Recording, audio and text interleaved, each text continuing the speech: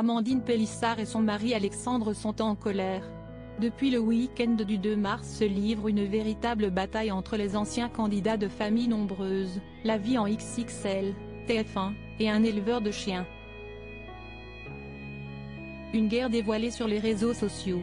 On pourrait croire que l'histoire sort tout droit d'un film mais, malheureusement, si est bel et bien la réalité.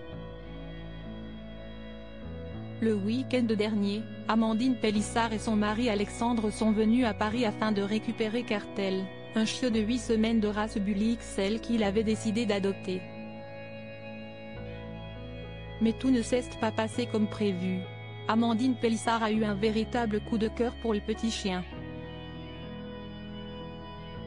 Elle se faisait donc une joie de l'accueillir chez elle. Un bonheur partagé par ses 8 grands-enfants, la petite 9e Maëna est encore un bébé.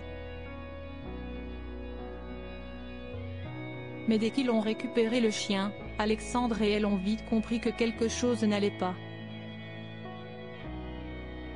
On leur a expliqué que c'était à cause de vaccins qu'ils venaient de faire.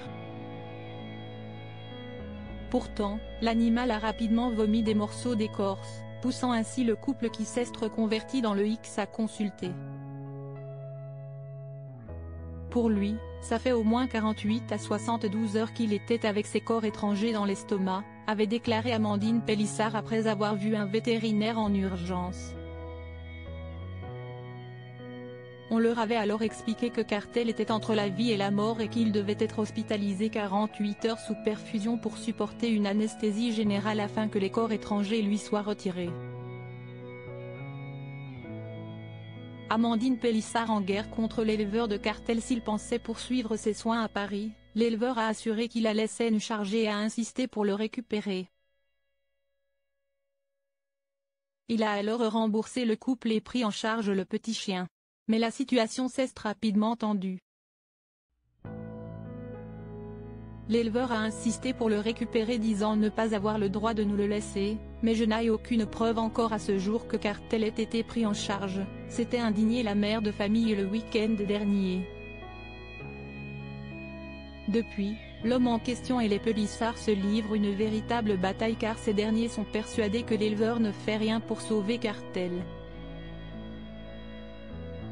À plusieurs reprises, ils ont demandé des preuves de son hospitalisation. Chose qui n'a toujours pas été faite. Mais Amandine Pélissard, qui est toujours la propriétaire officielle, refuse d'abandonner. Notamment car elle s'est rendue compte que l'éleveur leur aurait menti sur plusieurs points. Il aurait fait passer l'un de ses proches pour un vétérinaire afin de calmer le couple.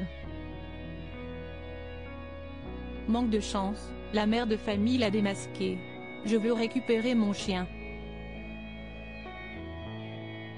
On comprend à qui on a affaire.